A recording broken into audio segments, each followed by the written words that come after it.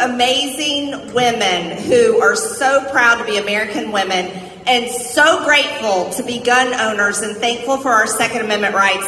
I've known these women for years, and so I wanted to bring them out because we need to talk about real women, American women. Fantastic. My name is Diana Muller. I'm a retired police officer from Tulsa, Oklahoma. You guys are really good at this. I am a professional Greene competitor, but the reason I'm standing on stage today is because I founded a Second Amendment advocacy group called the DC Project Women for Gun Rights. Thank you. So, in order for me to tell you about the DC Project, let me ask you, do you know who Moms Demand Action is? No. Right? No.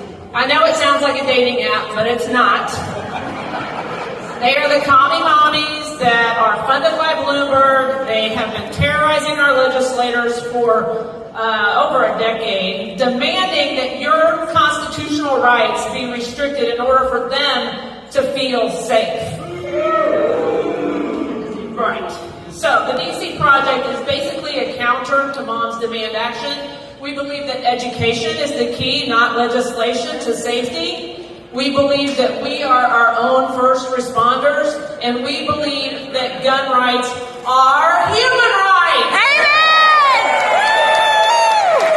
Well done. Well done. All right. Let's get down to the meat and potatoes. Be prepared to give an answer to anyone who asks for the reason for your hope. Now that was Peter talking about your hope in Christ. But it's the same with the Second Amendment. It's the same with the Constitution. It's the same with freedom. You have to be a disciple of Christ in order to know how to influence for Christ.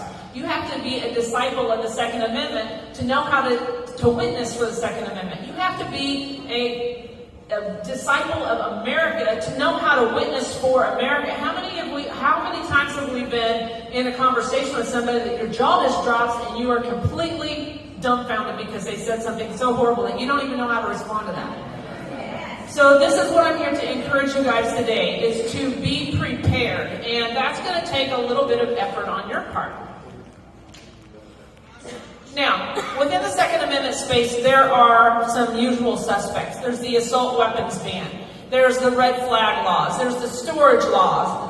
There are you love your guns more than you love your kids.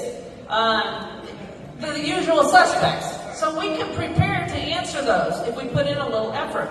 And I want to encourage you to visit dcproject.info, I-N-F-O. There is a one-page document that has some really short, sweet truth bombs that can help you be prepared to have those difficult conversations. And you can be more influential with your friends, with your families, with your legislators, with your entire community. But I'm just encouraging you to be prepared.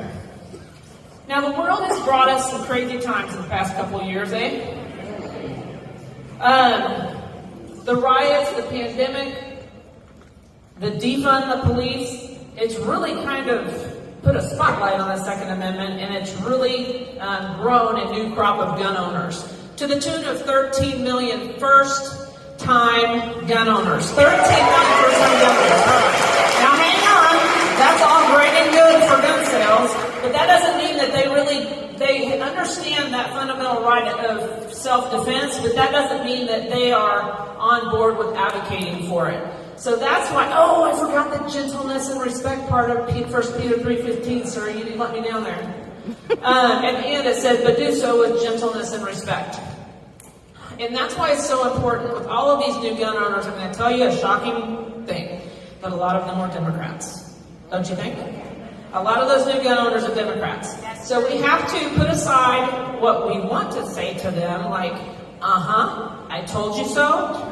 Not so effective, but we want to say with gentleness and respect, having our talking points of why we believe what we believe. I feel like we need another USA just because I'm talking a lot. So let's go. USA! USA! USA!